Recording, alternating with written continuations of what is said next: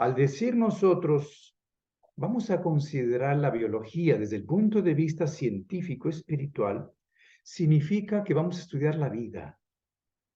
Y la vida en su manera, en su forma más pura, se presenta ante nosotros en el reino vegetal, donde vemos ciertas cualidades que inician con la germinación.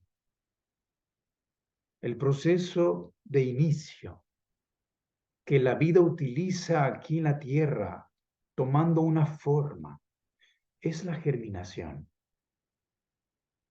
Y continúa en el proceso del crecimiento, el desarrollo, la madurez, la formación de la flor y el fruto, hasta que vuelve a cerrarse el ciclo, convirtiendo toda la información en un núcleo, una semilla. Y luego se marchita y termina el proceso. No podemos decir que muere. Simplemente deja de manifestarse en esa forma y decimos se secó.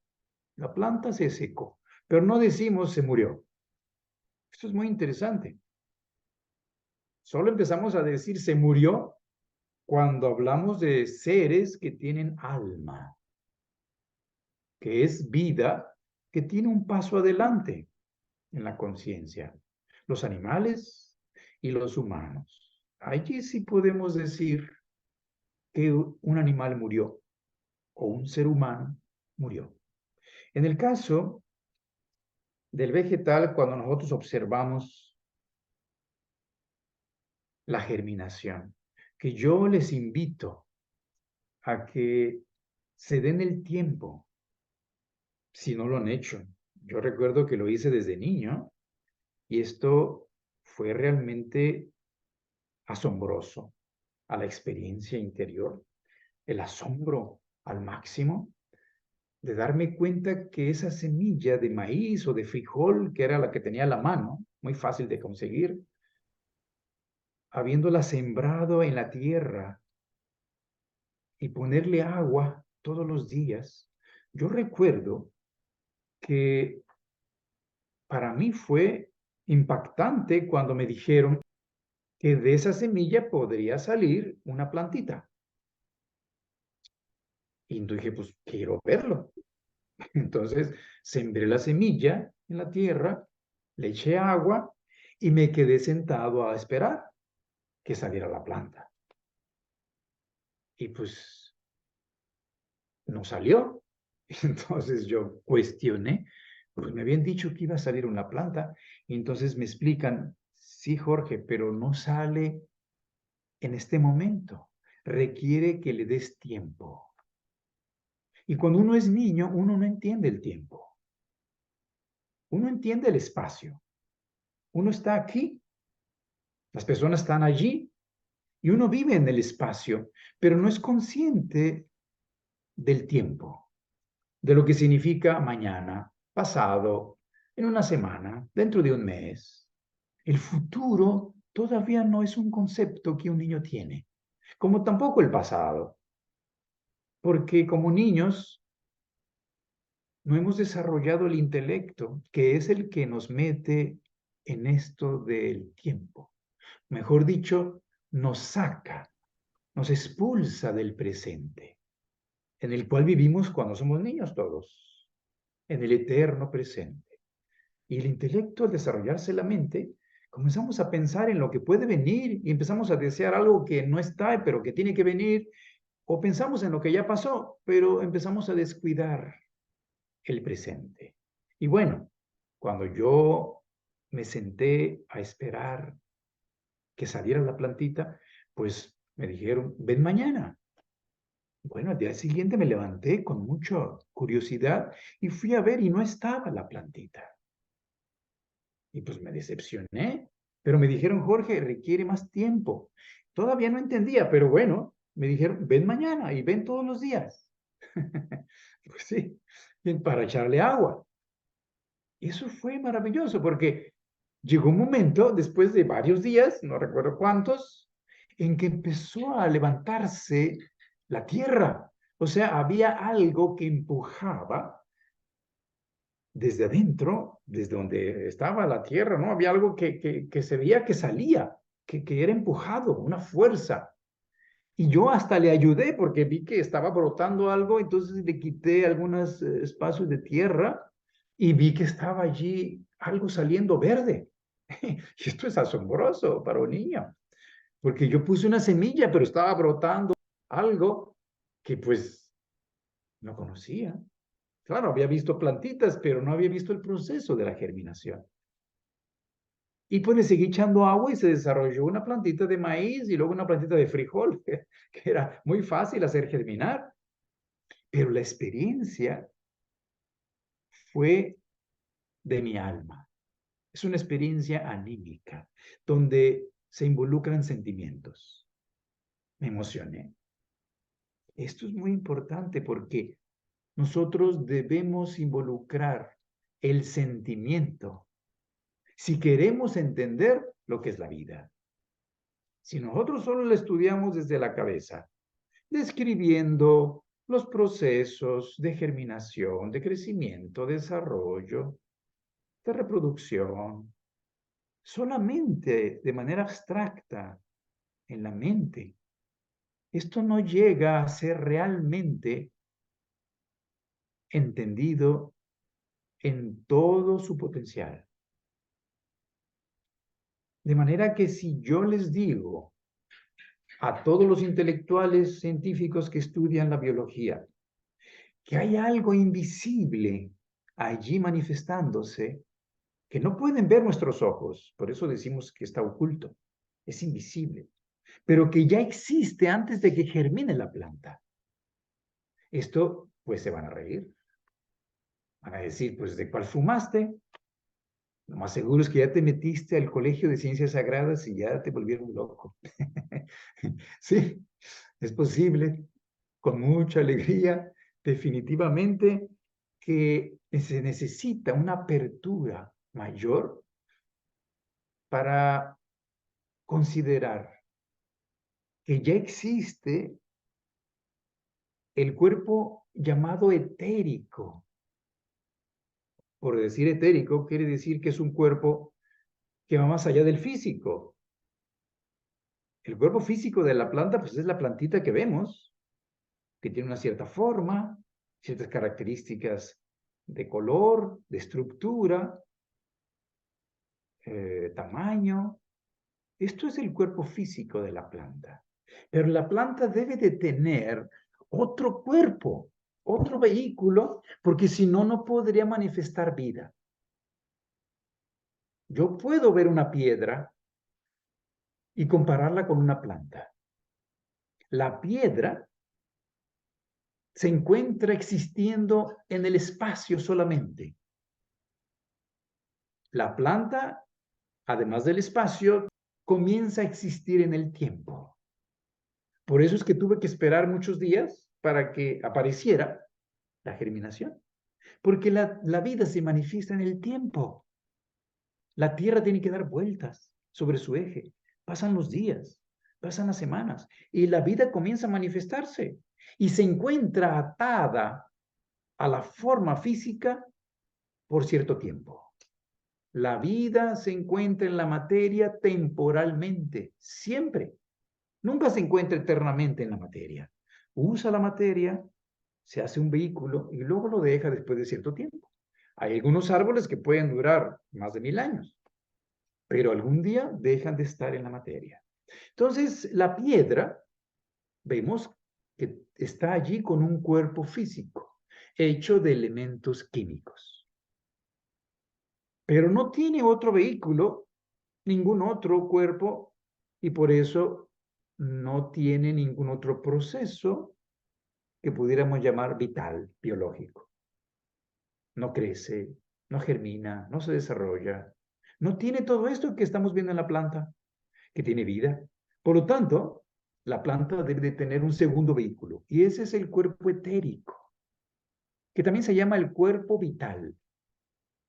Pero a diferencia del cuerpo físico, que está hecho de elementos químicos, el cuerpo etérico pues está hecho de éter. El éter es invisible a los ojos. Solo bajo ciertas circunstancias pudiera ser posible para algunas personas sensibles ver un halo, una luminosidad en todos los seres vivos, que es el cuerpo vital. Y las piedras, o sea, el reino mineral, no tiene vida biológica.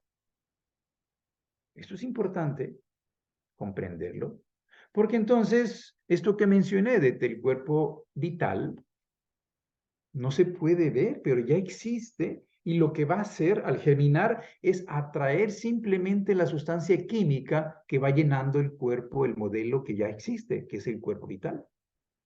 Se va llenando y entonces aparece la forma en el proceso del crecimiento, que va a tener la misma que tienen sus antecesores. O sea, de dónde proviene, de la especie a la que pertenece, cuya información está guardada en la semilla.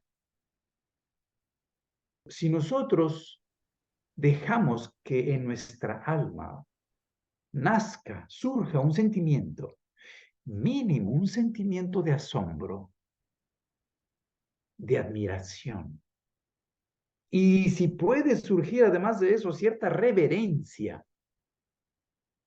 cierto amor, por eso que estamos viendo, entonces nosotros comenzamos a percibir espiritualmente la vida que está allí, manifestándose y que está evolucionando en los vegetales.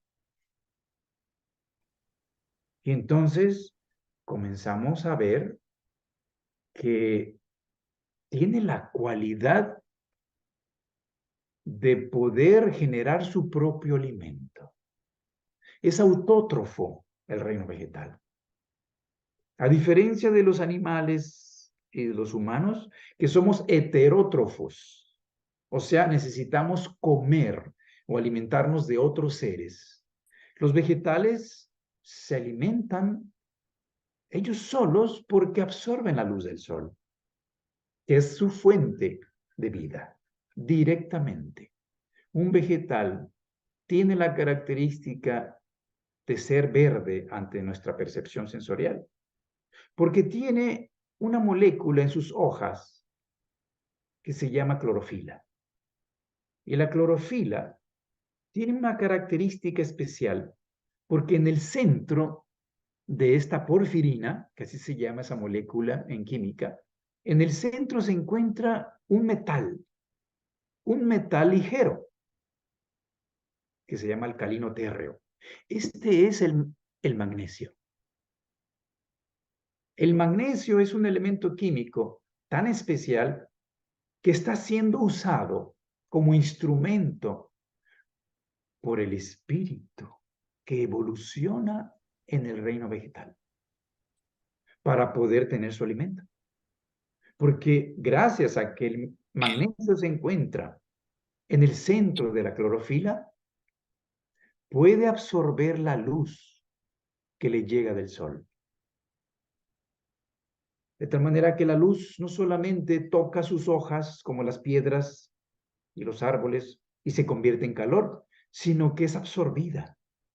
De manera que se absorbe junto con el calor también la luz en la fotosíntesis. Y es allí que nosotros ya hemos estudiado en la bioquímica cómo es que este proceso permite que la planta pueda utilizar el agua como fundamento de su propia vida. La base de la vida en la tierra es el agua. La fuente de la vida de la tierra es el sol. Y la tierra siempre se ha considerado femenina en todas las lenguas. La tierra es el aspecto femenino que debe ser fecundada por el aspecto masculino del cosmos. Y esto es el sol. De manera que el resultado de esta fecundación es vida. Y es por eso que en las plantas, habiendo tomado la luz y tomado el agua como su fundamento, la planta es capaz de llevar la luz para atraparla en el carbono. Y el carbono lo toma del dióxido de carbono del aire. De manera que uniendo el agua con el carbono, la planta está construyendo constantemente en la fotosíntesis una sustancia que es luz convertida en forma. Esto es un carbohidrato. El carbono más agua es un carbohidrato. Y esto es glucosa, una sustancia dulce que es hexagonal y que puede tener un aroma en las flores, en el néctar, en los frutos y un sabor. La luz adquiere forma, olor y sabor al convertirse en sustancia en el reino vegetal. Gracias a que allí hay un instrumento para ello, que es el magnesio dentro de la clorofila.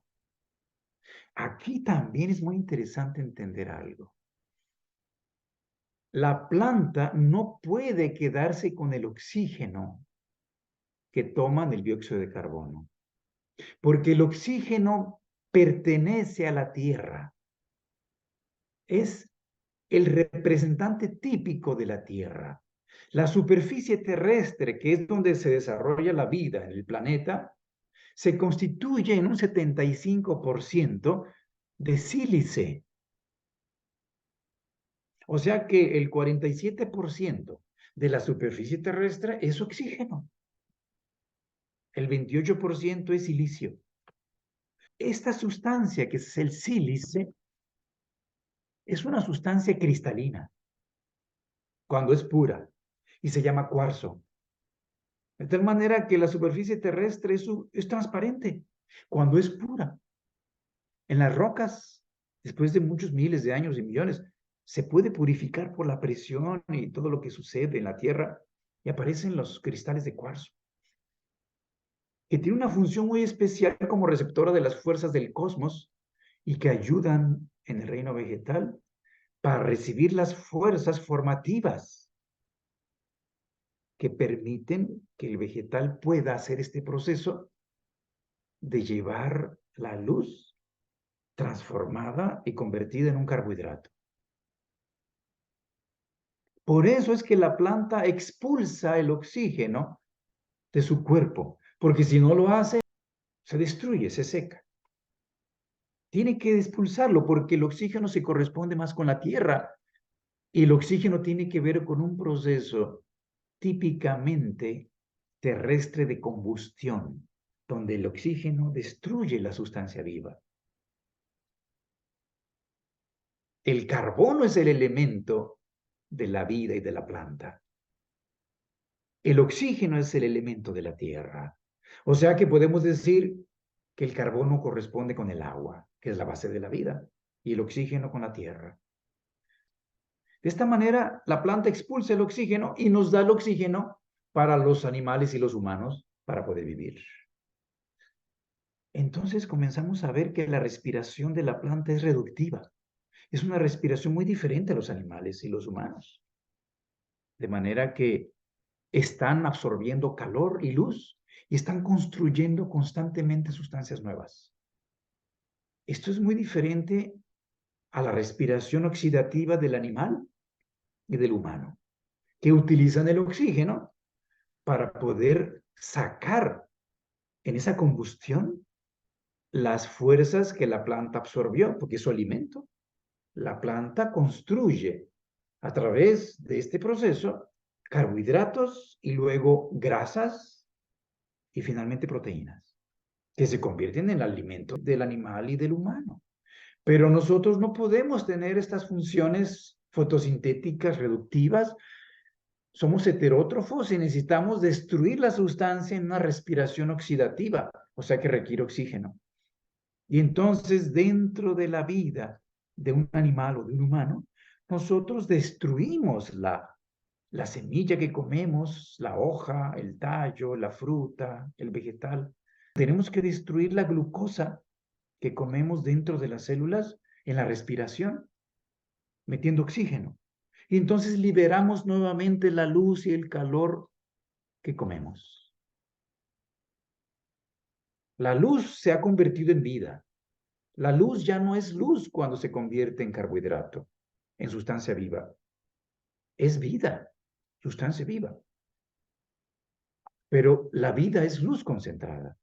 Y el calor es caloría.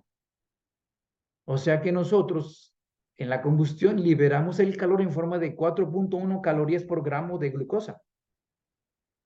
Y liberamos la luz en forma de energía a través del ATP, que surge allí como base de los procesos metabólicos del crecimiento y la regeneración y la reproducción a nivel biológico, que también nosotros tenemos. Pero es importante comprender esto porque así estamos estudiando la vida desde un punto de vista que va más allá de lo que se estudia en las escuelas, desde el punto de vista científico-espiritual.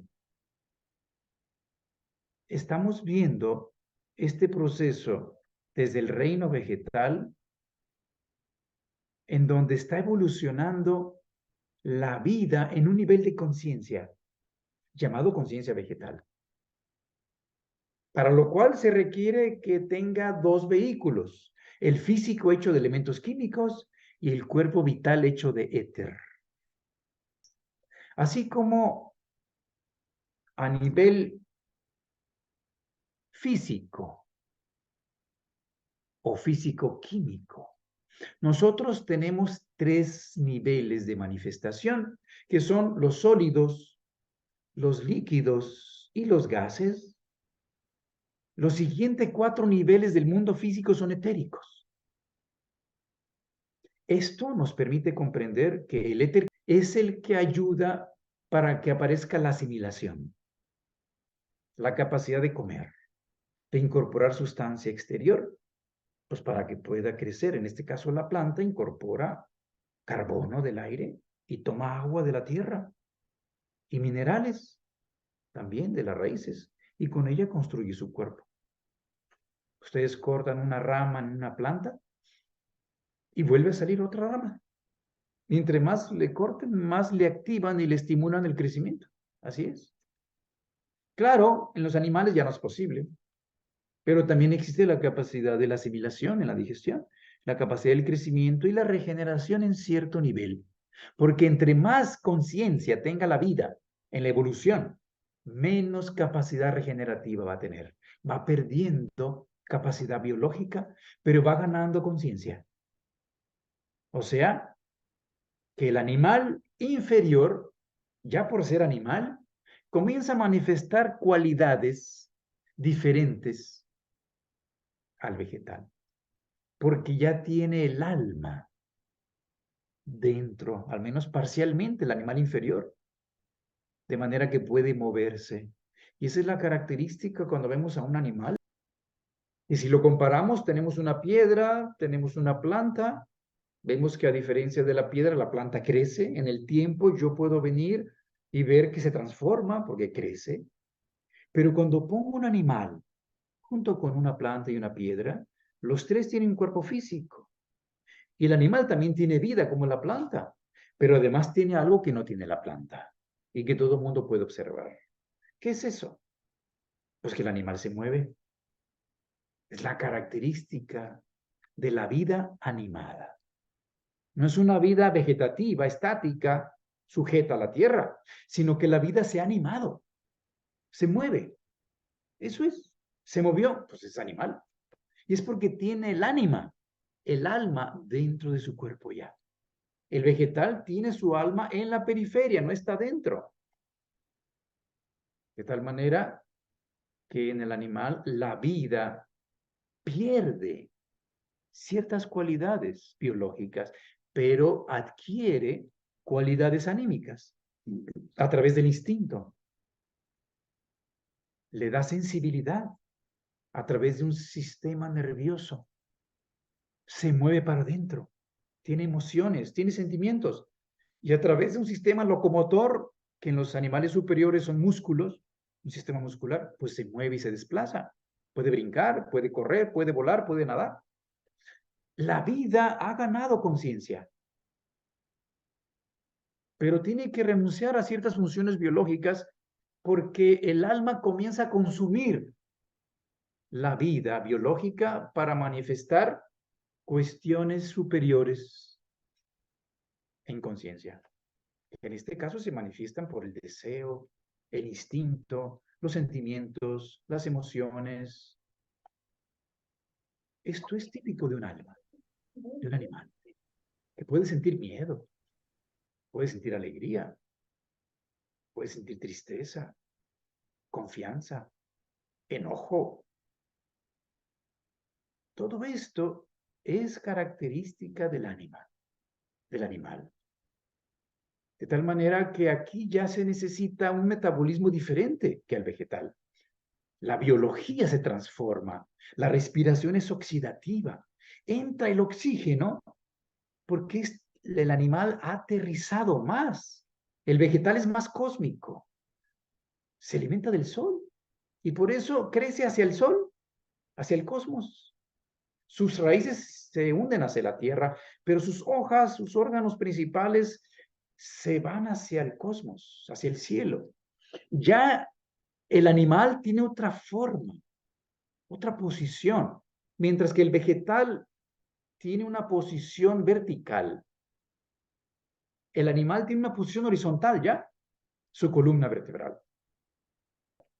Pero el espíritu grupo del vegetal se encuentra en el centro de la tierra y sale por las raíces y por las ramas y se manifiesta en los troncos, en todos los tallos de los vegetales. Pero en el animal, el espíritu grupo se encuentra alrededor de la tierra. Entonces, se requiere que la columna sea en posición horizontal para que se conecte con el espíritu grupo que rigen los animales y que los guían cada especie. El espíritu grupo de los leones es un yo, es un espíritu único.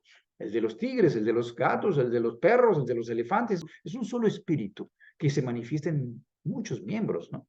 Sobre la tierra. No importa dónde se encuentren, todos están unidos por un hilo que los une desde el espíritu, que se encuentra a nivel astral y que los guía en su instinto. De manera que la respiración oxidativa hace aparecer algo más terrestre, porque el oxígeno es más tierra. Y entonces empieza a aparecer en el cuerpo de los animales y de los humanos tierra, piedras. Claro que esto es metafórico, pero en las plantas no ha aparecido sustancia inerte, que es típicamente terrestre. No hay. Toda la sustancia del reino vegetal es orgánica. Es una materia que es combustible. Se puede prender. Y esto hace liberar la luz y el calor en el fuego. En el animal comienza a aparecer en los inferiores un esqueleto exterior, que ya es piedra, es calcio. El elemento de la tierra aparece, un exoesqueleto. Por ejemplo, las almejas, los caracoles, las conchas, el cangrejo, pues ya ese esqueleto exterior es más tierra, es un animal más aterrizado. Y esto está hecho de calcio. Por eso originalmente el signo de cáncer tenía un escarabajo como símbolo entre los egipcios, en el templo de Dendera, el más antiguo zodíaco que se ha encontrado, tiene como símbolo de cáncer un escarabajo.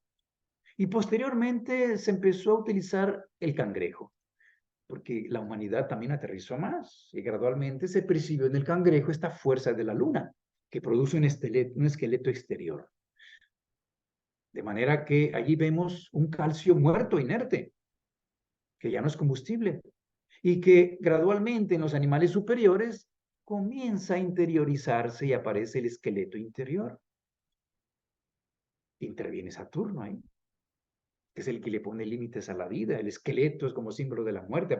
Es muy interesante, porque los animales superiores y el ser humano ya tienen un esqueleto interior, hecho de calcio, pero que nosotros, los humanos, pues requiere características especiales, pero que en el animal se manifiesta por la curvatura, porque el calcio tiene esta característica terrestre que hace que aparezca la fuerza astral.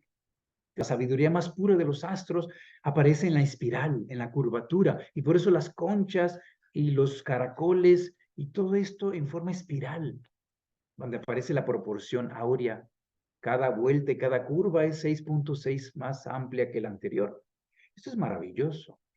Y vemos incluso montañas enteras hechas de calcio, calcáreas, caliza, que originalmente eran animalitos marinos, conchitas, caracoles, que expulsaron el calcio porque sintieron la amenaza mortal de la tierra, que luego al morir quedó allí y hay montañas enteras de eso. Para los que piensan que primero es lo sólido y de allí surgió la vida, debemos comenzar a comprender que en un principio es la vida y de allí se expulsa el mineral y aparece lo duro, lo sólido, lo muerto. Esto es algo que nos ayuda a entenderlo.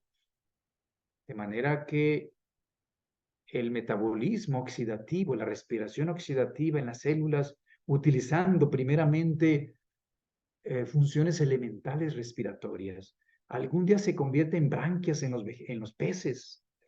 Es un proceso más complejo porque ya tienen un esqueleto, tienen vértebras, pero va avanzando y aparece la sangre. Ya aparece en los peces la sangre, porque la sangre es un instrumento del espíritu que se va acercando a la tierra. Aparece el color rojo, en contraparte del color verde de la clorofila, donde está en el centro el magnesio. En la sangre se utiliza por los espíritus que evolucionan allí una molécula similar a la clorofila, que es una porfirina. Es igual, pero en el centro, en lugar de magnesio, se utiliza hierro, que es un metal pesado. Porque el hierro es el instrumento del espíritu para actuar sobre la tierra. Pero en el animal inferior, el pez, los anfibios, los reptiles, todavía la sangre es fría, pero ya es roja. Y es porque se encuentra el hierro dentro de esta molécula.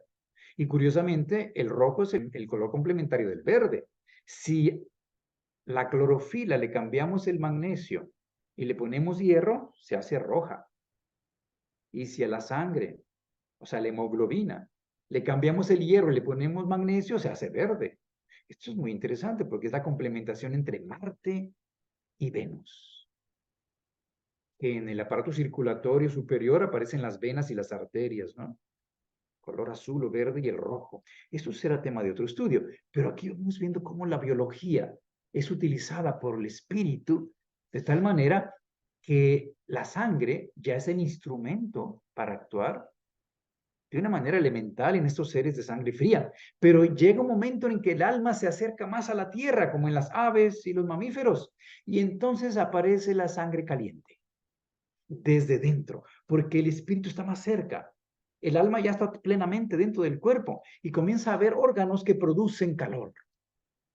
Empieza a producirse calor desde adentro, la endotermia aparece. Esto es muy especial, porque el calor es signo de la cercanía del espíritu. El calor proviene del espíritu y se comienza a manifestar dentro del organismo. El vegetal necesita el calor del exterior que viene del sol y debemos entender que si del sol viene la vida, porque es la fuente de vida de todo el planeta, debemos entender que en el sol hay vida. Por supuesto que no es vida vegetal como la conocemos aquí, es una vida espiritual. Es la fuente de vida del planeta, no solamente biológica, sino vida espiritual y consciente. Porque en el sol hay seres que por su nivel de conciencia tan desarrollado son capaces de emitir ese calor y esa luz que aquí en la Tierra se convierten en vida y de que pueden entrar en el organismo superior humano para poder ser extraída como energía biológica, como sentimiento de alegría, como salud, y aquí como lucidez, ideas brillantes, conciencia y comprensión. Todo esto nos viene del sol. Por eso es importante estudiar la biología desde el punto de vista científico-espiritual. Y cuando vemos al Sol, no solamente ver una masa constituida de helio e hidrógeno. Esto es un pensamiento muy materialista. Aquí aprendemos al estudiar ciencias sagradas que el Sol exteriormente, físicamente, pues sí está constituida de hidrógeno en un 80%, 75, 80, y el resto helio y otros elementos y otros gases. Pero espiritualmente son seres de niveles superiores en espiritualidad que permiten que haya vida en los demás lugares alrededor del Sol, que en este caso la Tierra a nivel biológico, vida física como la conocemos.